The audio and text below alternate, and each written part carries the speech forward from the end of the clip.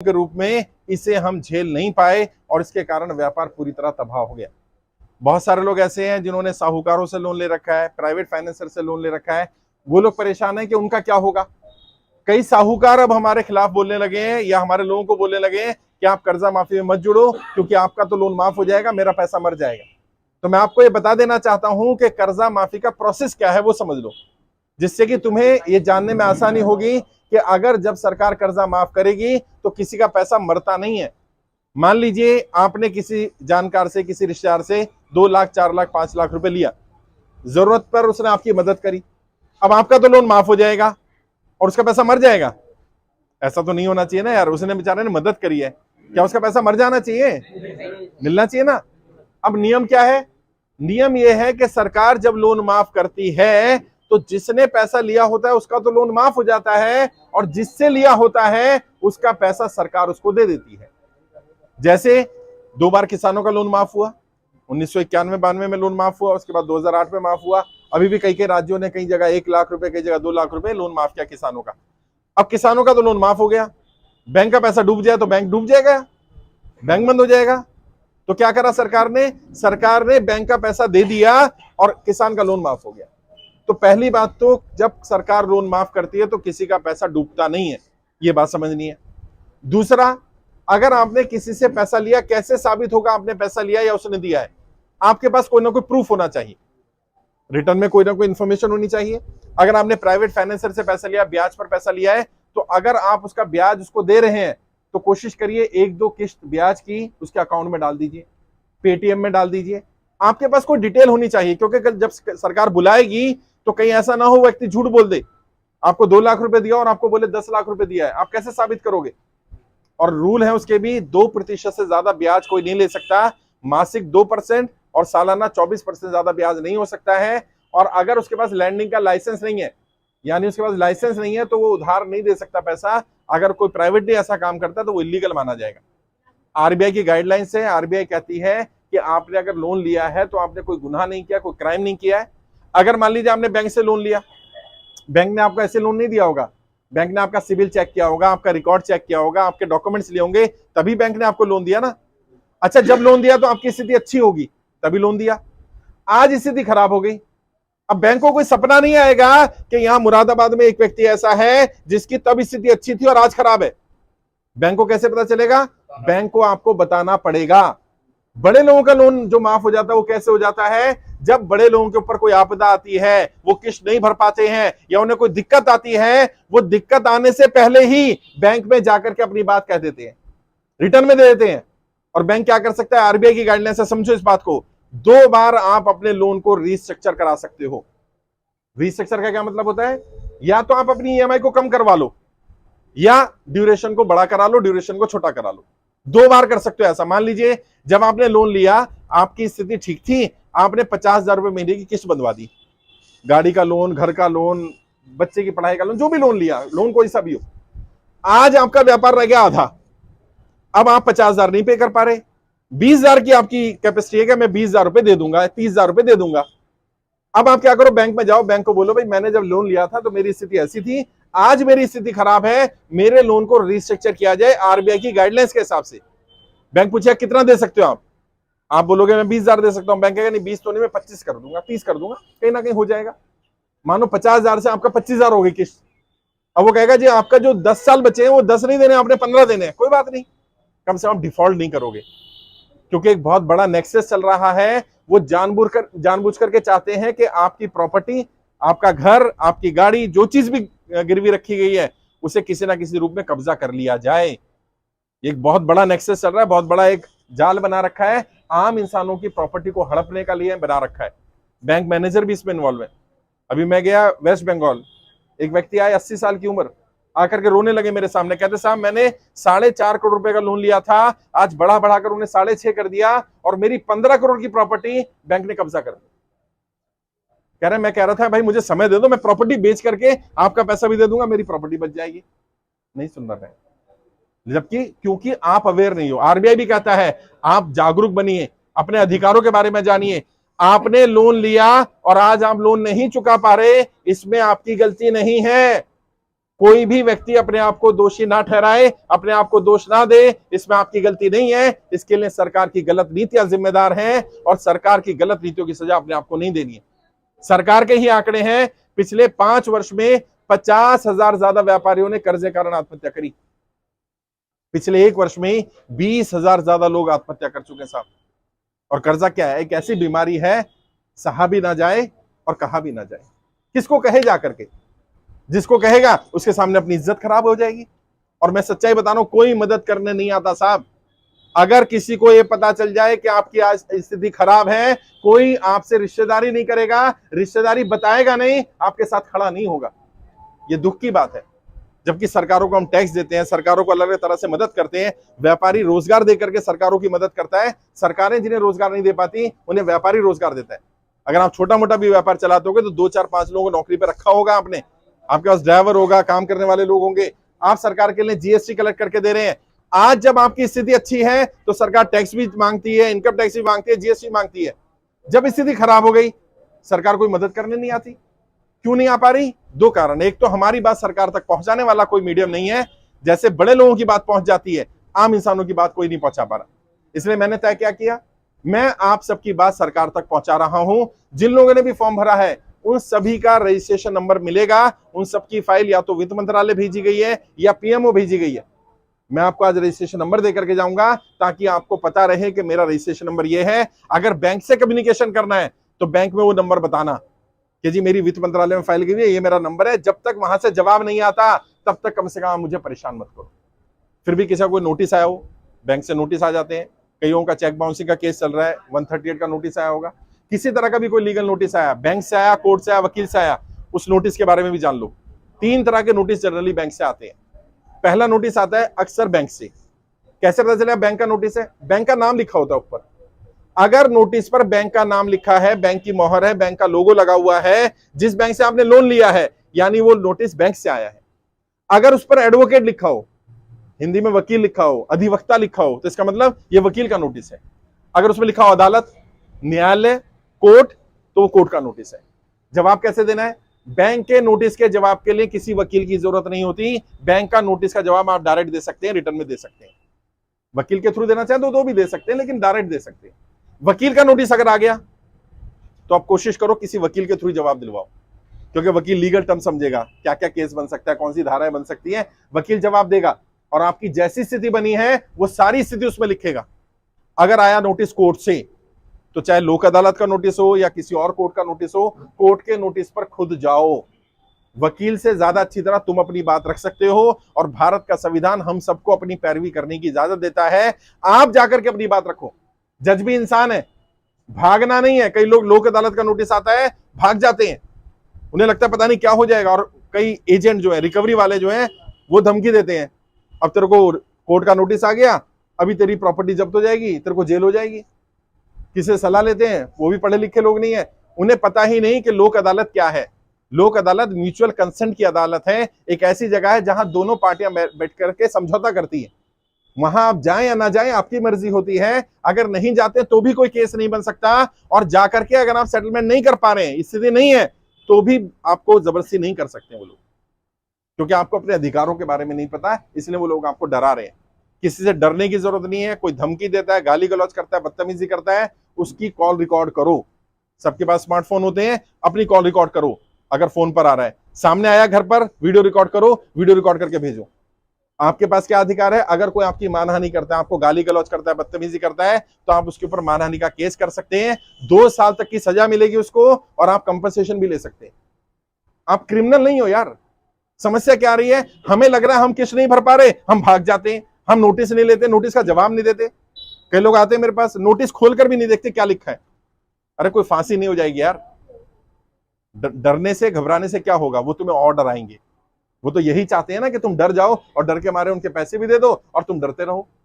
कई लोग कह रहे हैं मेरे सिबिल का क्या होगा। मैंने बताया था, जब सरकार लोन माफ करती है तो आपके सिबिल को खराब करने के बजाय सिबिल ठीक कर दिया जाता है। जब आपने लोन लिया था, जैसा सिबिल तब रहा होगा वैसा ही सिबिल हो जाएगा। इसलिए लोन माफी की प्रक्रिया में किसी का सिबिल भी खराब नहीं होता। और लोन कौन कौन से माफ हो सकते हैं? आपके पास गाड़ी का लोन है, माफ हो सकता है। एजुकेशन लोन है, माफ हो सकता है। किसान क्रेडिट कार्ड का लोन है, माफ हो सकता है। आपने किसी साहूकार से लिया, किसी रिश्तेदार से, किसी जानकार से लिया, बैंक की सीसी लिमिट है, ओडी लिमिट है, कोई बिजनेस के लिए लोन लिया है, पर्सनल लोन लिया है, क्रेडिट कार्ड का अमाउंट है, किसी तरह का भी आउटस्टैंडिंग है, सब सेटलमेंट भी होता है, सब माफ भी हो सकते हैं। पहली बार इतनी बड़ी आपदा आई देश में, तो ऐसी आपदा में एक ऐसी परिस्थितियां थी जो असाधारण थी, तो असाधारण परिस्थिति में असाधारण निर्णय सरकार को लेने पड़ेंगे। सरकार को जनता का कर्जा माफ करना पड़ेगा। और मैं कोई नई मांग नहीं कर रहा, दुनिया के कई देशों ने कोरोना के कारण, बाकी आपदा आने के कारण जब जनता परेशान होने लगी तो उन्होंने बहुत लोन माफ किए। अमेरिका ने अपने यहां पर $20,000 तक के लोन माफ कर दिए। $20,000 मतलब समझते हो, $1 ₹80 का भी अगर लगा लें तो लगभग 16-17 लाख रुपए का लोन माफ कर दिया। कनाडा ने $25,000 तक का लोन माफ किया है। हम भी तो यही कह रहे हैं, 10 लाख, 15 लाख, 20 लाख तक का जिसका लोन है उसका लोन माफ कर दो। अच्छा, जिसका लोन 2 करोड़, 5 करोड़, 10 करोड़, 20 करोड़, 50 करोड़, 100 करोड़ का है, माफ नहीं हो सकता। सरकार कहती है हम पे ज्यादा बर्डन पड़ेगा, बैंक डूब जाएंगे, तो क्या करो, 2 साल का समय दे दो। 2 साल तक ना तो तुम्हें इंटरेस्ट पे करना है, ना पेनल्टी पे करनी है, ना सरचार्ज लगेगा, किसी तरह का कोई पेनल्टी नहीं लगेगी। 2 साल तक खुलकर व्यापार करो। और मैं जितने भी व्यापारियों से मिला उनसे जब मैं पूछता हूं कि अगर आपको 2 साल का समय मिल जाए, तो ज्यादातर लोग कहते हैं सब 2 साल तो बहुत ज्यादा है, 1 साल का भी समय मिल गया तो हम उबर जाएंगे। प्रॉब्लम क्या, बैंक समय देने को तैयार नहीं है।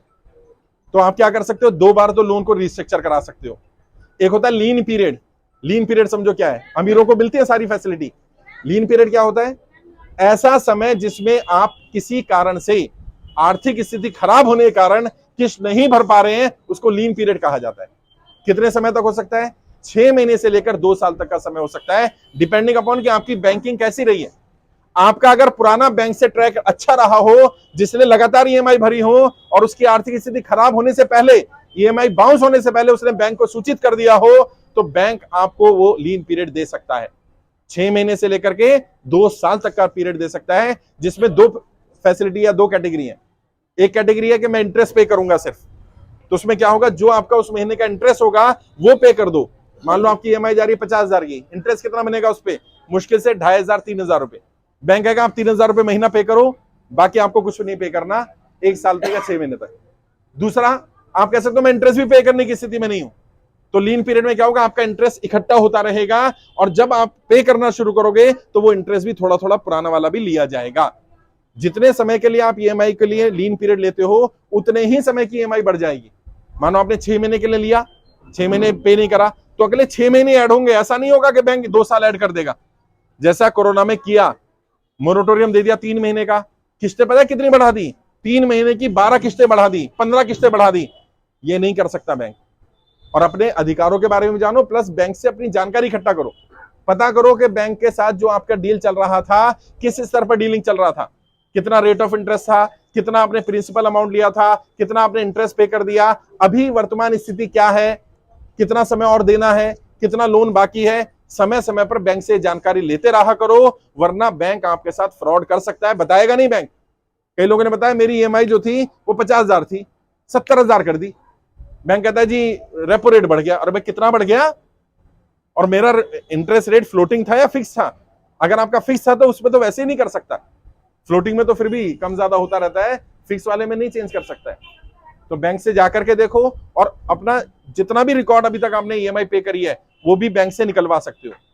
बैंक को बोल सकते हो मेरे को अपना पेमेंट रीशेड्यूल चाहिए, या अभी तक का जितना पेमेंट भेजा है मैंने उसका रिकॉर्ड चाहिए, वो भी निकलवा सकते हो। बैंक में जाकर के एप्लीकेशन दो, और कब देनी है, मान लो आपकी नौकरी छूट गई, अब किस्त जा रही है हर महीने, अगले महीने जाएगी नहीं क्योंकि सैलरी नहीं आएगी। अब आपको तो आज ही पता है ना कि अगले महीने नहीं जाने वाली है, तो क्या करो, इससे पहले कि किस्त बाउंस हो जाए बैंक में चले जाओ, और वो जो लेटर है टर्मिनेशन का, नौकरी छूटने का, या जो भी आपके पास प्रूफ है वो लेकर के जाओ, और रिटर्न में लेकर के लेटर लिख करके दो कि ऐसे ऐसे नौकरी छूट जाने के कारण मैंने लोन लिया हुआ है, मैं किस्त नहीं पे कर पाऊंगा, नई नौकरी ढूंढने मुझे 3 महीने 6 महीने का समय लगेगा, इतने समय के लिए मुझे लीन पीरियड दिया जाए। चाहे कोई सा भी लोन हो, अगर आप ये रिटर्न में दे देते हो तो बैंक को अधिकार है कि वो एक्सेप्ट करेगा ही करेगा, माने ना माने अलग बात है।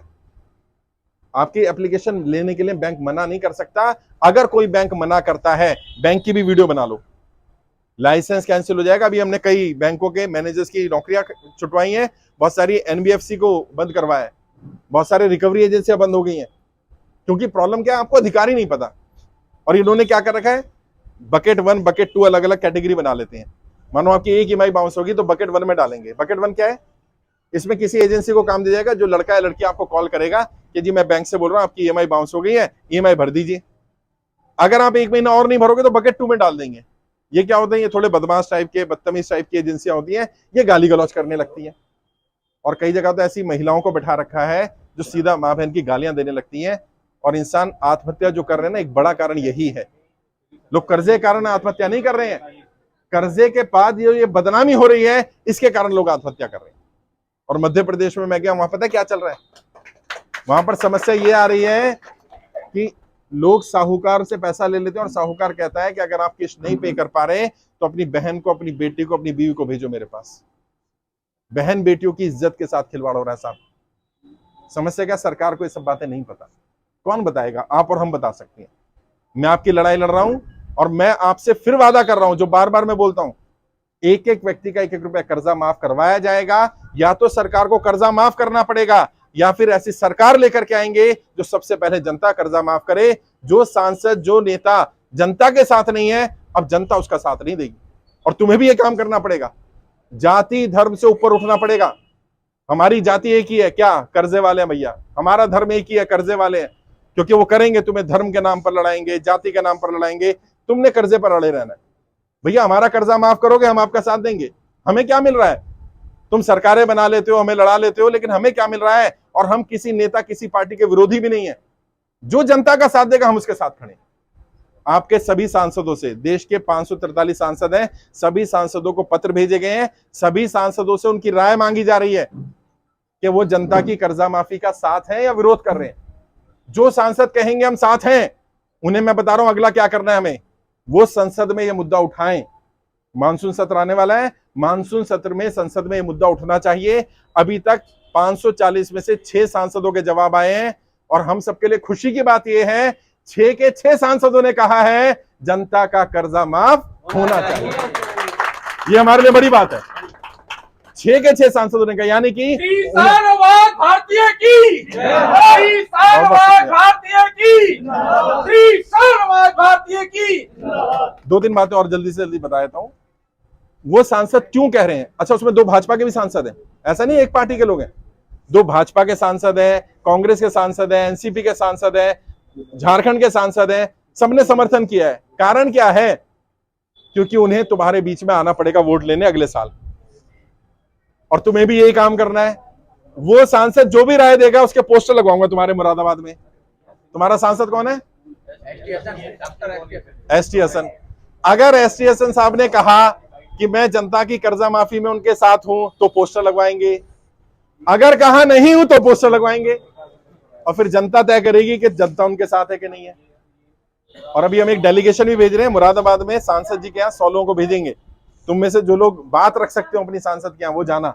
लेटर में दिल्ली से भेज दूंगा, वो लेटर में जाकर के उनके घर बैठ जाना, रिसीविंग लेकर के आना, क्योंकि जनप्रतिनिधि के नाते उनका अधिकार बनता है वो अपने क्षेत्र की जनता की समस्या के समर्थन में आगे आए।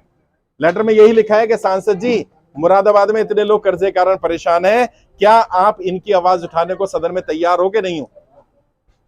और उठानी चाहिए सदन में बात। मैं अपने लिए लड़ाई नहीं लड़ रहा, मुझ पर कर्जा नहीं है। हरप्रीत जी है हमारी टीम में, राष्ट्रीय उपाध्यक्ष, इन पर कर्जा नहीं है। राजीव जी है राष्ट्रीय अध्यक्ष कर्जा मुक्ति अभियान के, इन पर कर्जा नहीं है। राहुल पार्चा जी हैं राष्ट्रीय उपाध्यक्ष, इन पर कोई कर्जा नहीं है। हमारी टीम के जितने साथी, हम में से किसी पर कोई कर्जा नहीं है। हम आप लोगों की लड़ाई लड़ रहे हैं, क्योंकि अपने लिए तो यार जानवर भी जी लेते हैं। अपने लिए खाना खाना, बच्चे पैदा करना, पढ़ाई लिखाई करना, फिर मर जाना, ये जीवन नहीं है। जीवन वो है जो किसी की मदद कर सके, किसी काम आ सके। और आप लोगों की दुआ से पिछले लगभग 10-11 महीने में 20,000 ज्यादा लोगों को हम आत्महत्या करने से बचा चुके हैं। ये बहुत बड़ी बात है। जहां भी जाता हूं मैं, कुछ लोग मिल जाते हैं, कहते साहब आज जिंदा हूं तो सिर्फ आपकी वो वीडियो देख ली थी, ये समझ में आ गया कि मेरी गलती नहीं। अभी तक तो मैं अपने आप को दोष दे रहा था, और ये जो मिलने का कार्यक्रम करा इसका भी पर्पस है। अभी तक व्यक्ति को क्या लगता है मैं अकेला हूं, पता नहीं कोई है नहीं है, पता नहीं किसी को पता है कि नहीं है, पता नहीं कौन कर्जे में परेशान है, मैं अकेला ही तो नहीं हूं।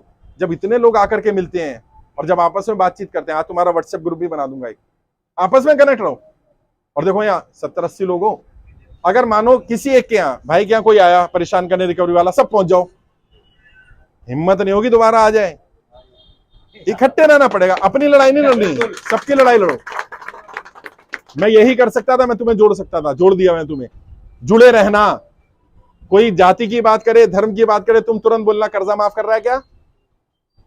कई लोगों ने मुझसे कहा कि जी आप तो भाजपा के विरोधी हो। मैंने अच्छा एक काम करो, सबसे पहले भारतीय जनता पार्टी के समर्थकों को कर्जा माफ कर दो। इस पर भी नाराज होते हैं, कहते नहीं नहीं ऐसे क्यों। मैंने, तुम तो कह रहे हो मैं विरोधी हूं, मैं विरोधी नहीं हूं। सच्चाई तो पता चले कि जो तुम्हारा वोट ले रहे हैं, जो तुम्हारे नाम पर कुर्सी पर पहुंच जाते हैं, वो तुम्हारे अपने हैं भी कि नहीं है। और जब वित्त मंत्रालय में हम लोग जाते हैं, हमारी टीम जाती है ना, शुरू शुरू में तो वो हमें इंपॉर्टेंस नहीं दे रहे थे। कारण पता क्या था, संख्या कम थी, 10,000 लोग थे ना यार। 10,000 क्या होते हैं यार। अच्छा जब संख्या हो गई 20,000, थोड़ा दबाव पड़ा। संख्या हो गई 50,000, और दबाव पड़ा। आज पता है कितने, 3,60,000 लोग जुड़ गए हैं। और आपके मुरादाबाद में 7,000 लोग जुड़े हुए हैं। सोचिए 7,000। अगर ये 7,000 लोग इकट्ठे हो जाए ना, अभी समस्या क्या, बहुत सारे लोग घर से निकल नहीं रहे। मैंने कहा ना डर है। एक व्यापारी हैं आपके ही मुरादाबाद के, उनसे बात हो रही थी अभी 3-4 दिन पहले। उन्होंने कहा सर 13 करोड़ 14 करोड़ का कर्जा है, सबके सामने नहीं आ सकता। सब मुझे जानते हैं, लोगों को पता चल जाएगा। मैंने भाई साहब जिस दिन घर कुड़की हो जाएगा, जिस दिन फैक्ट्री पे कब्जा हो जाएगा, तब भी तो सबको पता चल जाएगा ना। उस मनुष्य दिन का इंतजार क्यों कर रहे हो भाई। कह रहे नहीं सारे जानते हैं, फिर मार्केट में बदनामी हो जाएगी। मैंने बदनामी से डरोगे तो ये कर्जा कभी माफ नहीं होगा, ये फांसी का फंदा बन जाएगा। सामने आना पड़ेगा भाई। देखो बाबा साहब अम्बेडकर ने भी कहा था, कीमत चुकानी पड़ेगी तुम्हें। चुप रहने की कीमत भी चुकानी पड़ेगी, बोलने की कीमत भी चुकानी पड़ेगी। बोलने की कीमत सिर्फ तुम्हें चुकानी है, चुप रहने की कीमत तुम भी चुकाओगे और तुम्हारी आने वाली पीढ़ियां भी चुकाएंगी। इसलिए बोलो। अगर किसी का नोटबंदी के बाद व्यापार बंद हुआ तो बोलिए। अगर किसी का नोटबंदी, जीएसटी, लॉकडाउन के कारण व्यापार बंद हुआ, नौकरी छूट गई, ये बात बोलनी पड़ेगी। कब तक घुट घुट के जीते रहोगे। और एक सरकार के मंत्री, मैं नाम नहीं लूंगा, उन्होंने पता क्या कहा, कहते हैं भारत की अर्थव्यवस्था पर लॉकडाउन का या कोरोना का असर ही नहीं पड़ा। अरे कौन सी दुनिया में जीरो यार। किसी भी मार्केट में जाकर के पूछ लो व्यापारी से कि व्यापार कितना था और कितना रह गया। भाई साहब 10% भी व्यापार नहीं रहा है। मैं चांदनी चौक मार्केट में गया, दिल्ली की सबसे बड़ी मार्केट है चांदनी चौक, आप भी जाते होंगे, होलसेल मार्केट है। व्यापारी रो रहे हैं। एक व्यापारी के यहाँ गया, उसके भाई ने सुसाइड कर लिया, आत्महत्या कर ली। 50 लाख रुपए का लोन था, प्राइवेट फाइनेंसर से था, 10% मासिक ब्याज पर। अब जो व्यापारी वो समझेगा, 50 लाख रुपए अगर आप ब्याज पर ले लो 10% पर महीने का, 5 लाख रुपए महीना कहां से दे देगा यार। मरना ही था उसको। और कहते वो साहूकार लोग इतना बदतमीजी करते हैं, इतना कि घर आ जाएंगे, बैठे रहेंगे 2-2 घंटे, क्योंकि उनका तो कंट्रोल है। और ज्यादातर ये जो रिकवरी वाले या साहूकार लोग काम कर रहे हैं ना, इनके पीछे भी कोई ना कोई नेता मिलेगा, तुम्हें देख लेना, क्योंकि बिना पॉलिटिशियन की मदद के काम हो नहीं सकता। लेकिन वो क्यों कर पा रहे हैं, क्योंकि तुम अकेले हो, उन्हें तुम अकेले दिखते हो। जब इतने दिखोगे उनकी हिम्मत नहीं आएगी। और कई लोगों ने आपने केंद्र खोल रखा होगा, कर्जा मुक्ति केंद्र खोलो, निःशुल्क है वो भी। मेरी ईमेल आईडी है freekmkindia@gmail.com, उस पर मेल कर दोगे, आपको बैनर आ जाएगा। कुछ मत करो, बैनर का प्रिंट निकाल के घर पे लगा लो, दुकान पे लगा लो, गाड़ी पे लगा लो। मैंने देखा उसका असर इतना है कि लोग कम से कम बदतमीजी नहीं करते, गाली गलौच नहीं करते। और जब कोई रिकवरी वाला आ रहा है, आ सकता है आपके घर पे, अधिकार है उसका। जैसे आए तुरंत 3 डॉक्यूमेंट पूछ लो। सबसे पहला आई कार्ड। बिना आई कार्ड के आप उसे जानकारी भी नहीं देंगे। आई कार्ड होना जरूरी है। अगर उसने आई कार्ड दिखा दिया तो आई कार्ड उसी बैंक का होना चाहिए जिस बैंक से आपने लोन लिया। अगर वो कहता नहीं जी मेरी कंपनी को दिया काम, रिकवरी एजेंसी को, कोई बात नहीं, रिकवरी एजेंसी का आई कार्ड दिखा दिया। अब तुझे जो वर्क ऑर्डर मिला उसका लाइसेंस दिखा तेरे को। और डीआरए का एक सर्टिफिकेट होता है, डेप्ट रिकवरी एजेंट, उसके लिए कोर्स करना पड़ता है, सर्टिफिकेट लेना पड़ता है, उस सर्टिफिकेट की कॉपी मांगो। अगर आपके घर आया तो विजिटिंग के लिए उसको एक परमिशन लेनी पड़ती है। विजिट का परमिशन लेटर दिखाओ कि मेरे घर विजिट करने की आपको परमिशन मिली। मैं कैसे मान लूं, कोई भी बैंक में 1000 एम्प्लॉय है, सभी मेरे घर आते रहेंगे, ऐसे थोड़ी चलेगा। किसको विजिट की परमिशन दी है। अगर तुम इतना पूछ लोगे तो दोबारा वो तुम्हारे साथ बदतमीजी नहीं कर सकता। वो ये सब क्यों कर रहा है, क्योंकि उसे पता है तुम्हें अपने अधिकार नहीं पता। उसे मालूम है तुम्हारे साथ कुछ भी कर लेंगे, जबरदस्ती कर लेंगे, तुम चुपचाप बैठ जाओगे, क्योंकि तुम्हें लग रहा है तुमने गुनाह कर दिया कर्जा लेकर। कोई गुनाह नहीं किया, कोई गलती नहीं करी। खुद भी फॉर्म भरो, कम से कम 100 लोगों के फॉर्म भरवाओ। मैं यहां आ गया, मैं तुम्हारे मोहल्ले में नहीं आ सकता, मैं तुम्हारी गली में नहीं आ सकता, तुम जा सकते हो अपनी गली में, अपने मोहल्ले में जाकर के लोगों को बताना शुरू करो। देश में निःशुल्क कर्ज मुक्त भारत अभियान चल रहा है और पूरी तरह निःशुल्क है। किसी से 1 रुपया नहीं लिया गया होगा, लिया भी नहीं जाएगा। मैं आपसे वादा कर रहा हूं, मैं आपसे कर्जा मुक्ति के लिए फॉर्म भरने के नाम पर, ट्रेनिंग रजिस्ट्रेशन नाम पर, ना मैं और ना मेरी टीम 1 रुपया भी कभी नहीं लेगी। और अगर कोई पैसा मांग ले तुरंत उसकी पुलिस में कंप्लेंट कर देना, बोलना सर बोल के गए थे हमारा अभियान फ्री है, हम पैसे नहीं देंगे इसके लिए। क्योंकि कई लोग बदनाम भी करने की कोशिश कर रहे हैं कि 10-10 रुपए ले लो फॉर्म भरवाने के नाम पर। 1000 लोगों के फॉर्म भरवा दिए, 10,000 रुपए हो गए हमारे। भाई मैं अपनी जेब का पैसा लगा दूंगा, जितना मेरे पास है मैं उतना खर्च कर दूंगा। मैं लोगों की सेवा करने के लिए काम कर रहा हूं, बाकी आपकी लड़ाई के लिए हर जगह जा रहे हैं। अभी आपने देखा होगा जंतर मंतर पर हमने कार्यक्रम करा, हजारों की संख्या में लोग थे साहब, हजारों की संख्या में। और उस कार्यक्रम के बाद सरकार पर थोड़ा सा दबाव पड़ा है। 30 जून तक का समय हमने सरकार को दे दिया है। वहां पर जितने लोग आए थे सबसे राय ली गई, सबने कहा कि सर समय दे दो 30 तारीख तक का, इस महीने की यानी जून चल रहा है, 30 तारीख तक का समय है सरकार के पास। तो मुझे उम्मीद है कि 30 तारीख से पहले पहले सरकार कोई बड़ा निर्णय शायद ले सकती है। तो अपनी, अगर मानो सरकार ने निर्णय ले लिया तो सरकार क्या करेगी? सरकार हमें बात नहीं करेगी, मैं सरकार को भी जानता हूं, सरकार डायरेक्ट तुमसे बात करेगी। तुम्हारी जानकारी भेज रखी है, कोई बात नहीं। अगर कोई सरकार का व्यक्ति आ जाए, कोई फोन आ जाए, कोई मेल आ जाए, कोई कॉल आ जाए, आराम से बात करना। जो तुम्हारी स्थिति है बता देना, सच बोलना। अगर तुम झूठ बोलोगे वो इंक्वायरी कर लेंगे, पकड़े जाओगे। जो है सच बता दो। और बेहतर क्या रहेगा, आपके साथ क्या क्या गुजरी उसको एक पेज पर, एक पन्ने पर, हिंदी में, इंग्लिश में, जिस भाषा में जानते हो उसमें लिख करके रखो। क्योंकि सरकार जब बुलाएगी या सरकार के अधिकारी आएंगे, 1 मिनट से ज्यादा समय नहीं लगेगा। वो आपसे तुरंत बोलेंगे जल्दी बताओ, आप बता नहीं पाओगे, आप तुरंत पर्चा दे दोगे, भाई साहब ये है। और क्या लिखना उसमें, आपके साथ क्या बीती, पहला एक पैराग्राफ, 2 पेज 3 पेज में, कि नोटबंदी के कारण ये हुआ, ये दिक्कत आई, इसलिए मेरा व्यापार बंद हो गया, नौकरी छूट गई, जो भी हुआ, जीएसटी, लॉकडाउन, जो भी हुआ।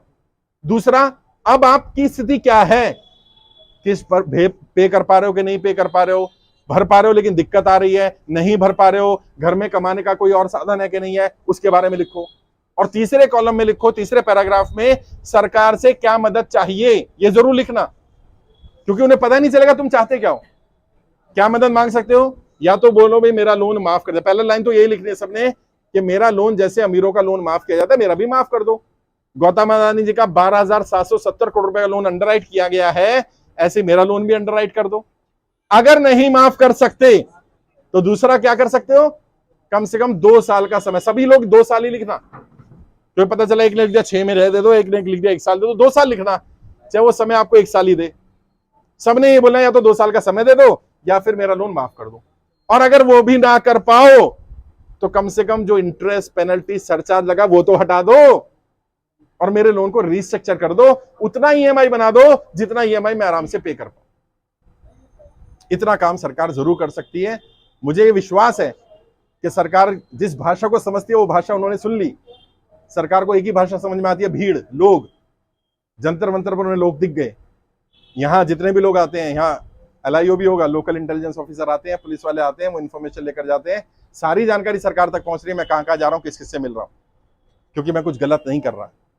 आपने भी कोई गलत नहीं करना। कई लोग कहते हैं हम ईएमआई भरना बंद कर दें, ऐसा मत करना, क्योंकि अगर आपने ईएमआई भरना बंद किया और आपकी स्थिति थी देने की, ये सरकार को आज नहीं तो कल पता चल जाएगा, फिर ये माना जाएगा विलफुल डिफॉल्टर हो। विलफुल डिफॉल्टर मतलब अपनी स्वेच्छा से पैसा होने के बाद भी पैसा नहीं दे रहे हो। अगर ईएमआई भर सकते हो भरते रहो, फॉर्म भर दो कर्जा माफी का। ईएमआई पूरी नहीं भर सकते, पार्ट पेमेंट में भर दो। कल भी जब मैं लाइव आया तो एक व्यक्ति ने कहा सर मैं 30,000 नहीं भर सकता, 20,000 भर सकता हूं, तो क्या मैं 20,000 डाल दूं? हाँ डाल दो। किस में डालना? लोन अकाउंट में डालना। 2 अकाउंट होते हैं हमारे, एक हमारा जो बैंक का अकाउंट है जिससे ईएमआई कटती है, एक हमारा लोन अकाउंट नंबर होता है। बैंक से जाके लोन अकाउंट नंबर ले लो, लोन अकाउंट नंबर में पैसे डालो। अभी क्या होगा, लोन अकाउंट में आपने अगर पैसा डाल दिया, वो अकाउंट एनपीए जनरली डिक्लेयर नहीं किया जाता। एनपीए का मतलब होता है नॉन परफॉर्मिंग एसेट, जिससे कोई कमाई नहीं हो रही।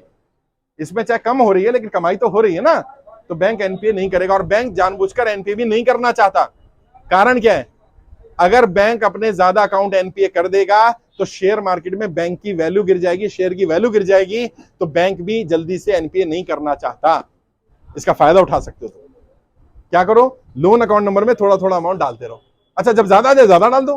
मान लो ईएमआई 30,000 की है, किसी महीने 50,000 आ गया, 50,000 ही डाल दो। अभी 20,000 रुपए तुम्हारा इकट्ठा हो गया, अगले महीने अगर तुम 10,000 भी डालोगे तो तुम्हारा काम चल जाएगा। सिस्टमेटिक काम करो, घबराना नहीं है, डरना नहीं है। बार बार मैं कह रहा हूं थोड़ा समय जरूर लगेगा, लेकिन अब सरकार को इस पर संज्ञान लेना पड़ेगा, क्योंकि अब संख्या बल ज्यादा हो रहा है। शुरू में लोगों को लग रहा था कम लोग हैं। एक अधिकारी ने पता मुझे क्या कहा, कहते इतनी प्रॉब्लम नहीं जितनी आप बता रहे हो। मैंने एक काम करो, आप मेरे साथ चल लो, किसी भी राज्य में चल लो, जो राज्य आपको पसंद हो, लोगों से मिल लो। और मैं कहता हूं चलो मेरे सामने नहीं मिलना, क्योंकि आपको लग सकता है मेरे लोग हैं। आप किसी मार्केट में गुजर जाओ, किसी भी मार्केट में 100 व्यापारियों को इकट्ठा करके उनसे पूछ लो पहले व्यापार कितना था और अभी कितना व्यापार है, वो बता देंगे अपने आप। हाँ, जीएसटी का कलेक्शन बढ़ गया। क्यों बढ़ गया? कारण ये है, जब आप 100 चीजों पे जीएसटी लगाते हो तो कलेक्शन कम होगा। 500 पे लगाओगे तो, अभी तो तुमने खाने पर भी जीएसटी लगा रखा है, दाल चावल चीनी पर भी लगा रखा है। पहले जीएसटी नहीं था, सर्विस टैक्स था। जब मनमोहन सिंह जी सर्विस टैक्स लाए थे, सिर्फ 3 सर्विस पर टैक्स था और बोला था हम इसको बढ़ाएंगे नहीं, और आज 10-15 सर्विस छोड़ दो तो सब पे जीएसटी लगा दिया। तो समस्या यह है कि सरकार सिर्फ आंकड़ों से खेल रही है। और मैं कह रहा हूं भैया, तुम्हारा जीएसटी ज्यादा है, कलेक्शन ज्यादा है, मुझे मतलब नहीं है। मेरा जो व्यापारी, मेरा जो आम इंसान जिसने कर्जा लिया, मेरा जो किसान भाई, मेरा जो नौकरी करने वाला व्यक्ति अगर कर्जे के कारण परेशान है और वो सच बोल रहा है, उसे राहत दे दो बस। और अगर राहत दे देंगे तो मैं तुम्हें कहूंगा कि तुम उस नेता का, उस पार्टी का साथ भी देना। कोई भी पार्टी हो, कोई भी नेता हो, जिसने हमारी मदद करी, हम उसका साथ देंगे, सीधी सी बात। लेकिन जो हमारा साथ नहीं देगा, हम उसका साथ नहीं देंगे। भले साथ दे देना, लेकिन कम से कम मैसेज तो यही दो कि बेटा मैं साथ नहीं दूंगा। डराओ तो सही थोड़ा सा, क्या पता डर के मारे मान जाए। और सरकार को, नेताओं को एक ही डर है, मैं पॉलिटिकल ट्रेनर हूं, मैं जानता हूं, जब उन्हें लगता है मेरा वोट खिसक सकता है, बस ये सबसे बड़ा डर लगता है उनको, क्योंकि उनके सारे काम जो होते हैं वो वोट के लिए होते हैं। तो वोट खिसक रहा है ऐसा मैसेज तो दो, बाद में वोट किसी को भी दे देना, क्या फर्क पड़ रहा है। एक बार लोन तो माफ हो जाएगा, मुझे उम्मीद है लोन माफ होगा। आप सबसे मुलाकात करेंगे, सबसे मिलेंगे। जिन लोगों ने अपनी एंट्री करा दी, एक एक करके बुला रहा हूं, बिल्कुल नहीं घबराना, चाहे 2 घंटे लगे, मैं सबसे मिल करके जाऊंगा। बहुत बहुत शुक्रिया। आप सबसे मिलेंगे, मुलाकात करेंगे। कोई नोटिस आया हुआ अगर आपके पास, तो नोटिस की अगर कॉपी आपके पास है तो बहुत बेहतर रहेगा। अगर मंगा सकते हैं, व्हाट्सएप पर भी होगी, तो मैं देख करके कम से कम आपको गाइड कर पाऊंगा कि नोटिस कहाँ का है और कैसे जवाब देना है, ताकि आपको अभी जवाब देने में आसानी हो जाए। बहुत बहुत शुक्रिया। एक एक करके मुलाकात करेंगे। बैठ जाइए आराम से, गर्मी ज्यादा हो रही है, थोड़ा रिलैक्स हो जाइए। Thank you very much. Sandeep ji आइए।